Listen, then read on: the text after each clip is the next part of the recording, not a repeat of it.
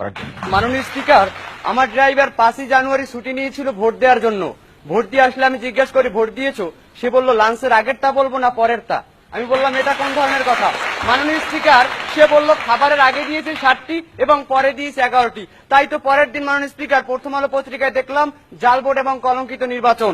মাননীয় স্পিকার লক্ষ্য করুন, 6 তারিখ সকালে আমি ঘুম থেকে উঠে তার ডেইলি স্টার পত্রিকাটি হাতে নিয়ে দেখি মাননীয় স্পিকার বাংলাদেশে সিলেট, দিনাজপুর, বগুড়া এবং সিলেট 200 মাননীয় স্পিকার বাংলাদেশের 61টি কেন্দ্রে একটি ভোটও দেয়নি, খালি হাতে ফিরিয়ে দিয়েছে মাননীয় স্পিকার। এটা কি বাংলাদেশের জনগণ বর্জন করছে? চিত্র নয় মাননীয় স্পিকার।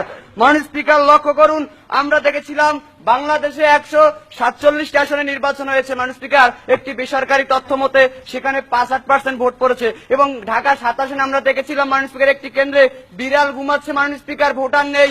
মাননীয় স্পিকার লক্ষ্য করুন, সারা বাংলাদেশের জনগণ এই নির্বাচনকে প্রত্যাখ্যান করেছে মাননীয় স্পিকার। গুগলে সার্চ দিয়েও সেদিন ভোটার পাওয়া যায়নি, তবে কিছু ডিজিটাল ভোটারের ছবি আমি দেখাবো।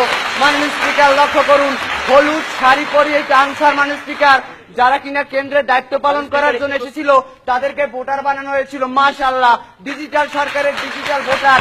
মাননীয় স্পিকার লক্ষ্য করুন। মাননীয় সদস্য একটু অপেক্ষা করুন। জি, আজকে বাংলাদেশের জনগণের দায়িত্ব কি শুধুমাত্র ভোট প্রদান করা পর্যন্ত থেমে থাকবে, নাকি গণতন্ত্রের স্বার্থে পরবর্তী সরকার পরিচালনার ব্যাপারে তাদের কোনো ভূমিকা থাকতে পারে? মাননীয় স্পিকার, যেই সরকারকে জনগণ ভোট দেয়নি সেই সরকারের পরিচালনার দায়িত্ব কে নেবে মাননীয় স্পিকার? মাননীয় স্পিকার, সারা বাংলাদেশের জনগণ যেখানে নির্বাচনকে বর্জন করেছে সেখানে আমার প্রতিপক্ষের প্রশ্নটি আসি না মাননীয় স্পিকার। জি। আচ্ছা, আপনি আপনার ড্রাইভারের কথা বললেন, তিনি 5টি এবং 7টি ভোট দিয়েছেন। এর মাধ্যমে কি প্রমাণ করছেন যে আপনার ড্রাইভার ভোটটি বর্জন করেছে নাকি ভোটে কারচুপি করেছে? না না না, এটা হচ্ছে মাননীয় স্পিকার, আমি দেখাচ্ছি মামাবাড়ির মোয়ার মত এবারের ভোট মাননীয় স্পিকার।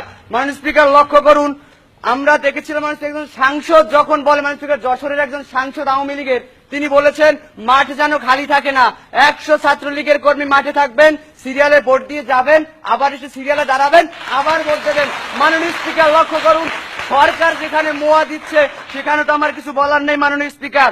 মাননীয় স্পিকার লক্ষ্য করুন, 6 জানুয়ারি অনেক আশা নিয়ে মাননীয় স্পিকার চ্যানেল 24 এর মুক্তবাগ অনুষ্ঠানটি দেখছিলাম মাননীয় স্পিকার।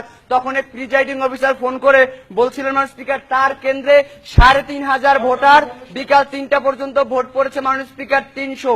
এবং মাননীয় স্পিকার 3:54 20 জন যুবক আসলেন এবং তার কাছ থেকে ব্যালট পেপার ছিনিয়ে নেওয়ার জন্য পায়তারা করলে তিনি পুলিশের সহায়তা চাইলেন। মাননীয় স্পিকার, পুলিশ বললেন দিয়া দেন স্যার, কারণ পুলিশ চিন্তা করেছিল গণতন্ত্রের দরকার নাই, চাকরি বাঁচাই। মাননীয় স্পিকার লক্ষ্য করুন, সরকার আজকে তারা বলার চেষ্টা করছে। একটু অপেক্ষা করুন। জি।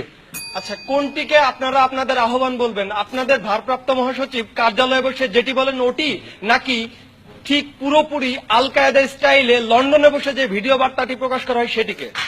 মাননীয় স্পিকার, সরকার দলের বারবারই কাজ হচ্ছে বিরোধী দলের উপর দোষ চাপানো এবং বিরোধী দল যা বলে সব ভুল বলে এটা প্রমাণ করা। মাননীয় স্পিকার, আজকের সরকার দল তাই করার চেষ্টা করেছে, কারণ আজকের প্রস্তাবটি হলো এই নির্বাচনকে জনগণ বর্জন করেছে এবং বিরোধী দলের ডাকে সাড়া দিয়ে অবশ্যই করেছে মাননীয় স্পিকার, সেটি আমি প্রমাণ করার চেষ্টা করেছি।